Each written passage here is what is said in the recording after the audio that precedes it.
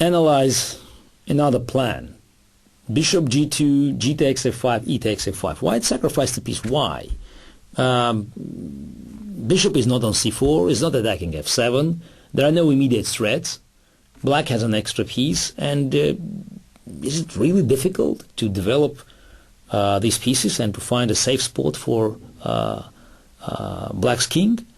But when actually these moves are played on the board and you start thinking about it, then you recognize that it will not be easy for Black to develop its pieces.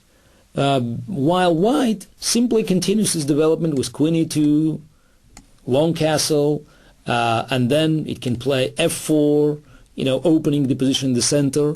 But most important, White is always threatening to play g5. And no matter what Black does, they should remember, knight on f6 is a key defensive piece. And if knight is moved, his knight is attacked, then d5 square, this square, will be an ideal location for White's knight, and it could inflict a terrible damage for Black's position.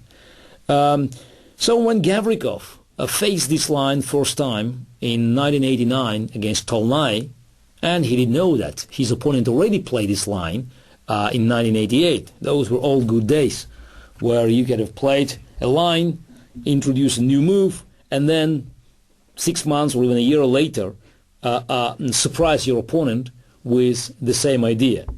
Obviously today, the new ideas are not secret for more than a few minutes, while all these games are found on the internet, and some of them from the top tournaments even live. Gavrikov played h6, and it's a very natural response when you are first facing such unusual concept. He hopes to defend knight on f6 for a while, and then to develop the pieces. Obviously it will not stay there forever, because White still have plenty of options to prepare g4, g5, supporting pawn, g-pawn, either with h-pawn on after h4, or with f-pawn after f4. That's why after queen e2, Blacks play rook g8, forcing h3, and thus eliminating at least one option of preparing g4, g5 breakthrough. And then here Black has to make a choice. So queen c7 is a very natural move, because if they play knight c6, then after castle, bishop d7, f4, queen e7, White simply played bishop b6, and Black king is still on e8, and it's very hard to find any normal way of developing the pieces. E takes f4, queen f3, and as you can sense, extra piece is playing no role, because White army is all in action, and Black will face unsurmountable problems. Another option is bishop d7, immediately reducing this tension on the big diagonal. And after bishop b7, bishop c6, bishop takes 8, bishop takes 8, Black solved the problem with the weak d5 square and the pressure from the White's flank bishop, but at a very high price. After rook g1, White has pretty good material at rook and 2 pawns for 2 light pieces, but most important, Black king is still there, and it will not have a normal location, safe location to the rest of the game. So I would prefer White's position, and I don't think that's the position that offers Black much of a good chance to improve. After queen c7, long castle is the most natural response, and that's what was played. While after we analyze this game, we'll find out that maybe f4 was more precise. Now after bishop d7, White immediately plays g5, while after f4 knight c6, it can play castle, and Black has no same idea of bringing bishop from bishop c8 to c6. Now this knight is occupying the square, and after f4 knight c6 castle, knight e7, trying to keep this d5 square and preparing this development. Then after x e5, d takes e5, queen f2, bishop d7, bishop b6, and white is dominating again. But after a long castle, it still seems very, very dangerous, because Tolnai easily won the game that was played in Zurich in 1988 after taking on e5 and then playing bishop b6. Gavrikov also faced this move, which was always given 2 exclamation marks, because black was crushed after king f8,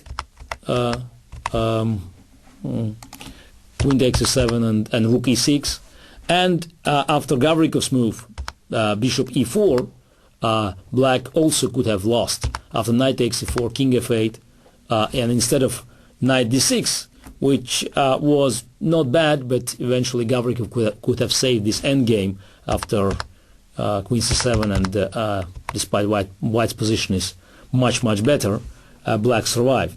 But the computer's response, a retreat, knight c3, could have won game immediately. Bishop d8, knight a4, and bishop takes b7, and it's all collapsing. But let's go back to this position, rook he1. It looks that black has no reasonable options, because move like queen b4 looks terrible. The queen is not stable there. It can be pushed even by the pawn or by the rook. But for computer, all these general ideas are totally irrelevant, because it immediately sees that after a3, black can play knight bd7. Not only just attacking white's queen, but also protecting knight on f6 and destroying white's communication. After queen b4, white didn't have much of an option, so because rook d4 is also made by knight bd7, queen takes f6, bishop g2, and after queen h6, knight d7, black easily survived the first wave of the attack, and could play even a rook d8. Also king f8 already gives them a draw. And after bishop takes c6 check, knight takes c6, queen takes f6, queen f4 check, that's important move, king b1, king f8, and white has no better option than to exchange the queens and reaching the endgame with 2 pawns for an exchange. But this time, king in the center is not as bad. In fact, is a plus for black's position, rather than the king in the center with all the pieces around, and white's adding up pressure by creating threats. So we could see that even despite this slow motion, slow development, black is still facing troubles. And while they definitely try moves like rook g8, and I would recommend you look at this move more carefully, but let's not try to turn this session into analyzing the best moves or the second rated moves. We're here to slide through these oceans of variations and to figure out what are the most important concepts and what are the ideas behind the moves, because that's what you have to find out. That's what you have to learn before you can invent your own ideas. What are the plans and what are the basis for these ideas? But it's not surprising that black looked for some improvements, and one such improvement was introduced by Gavrikov at the same year, 1989, against the same opponent, Tolnai, a few months later.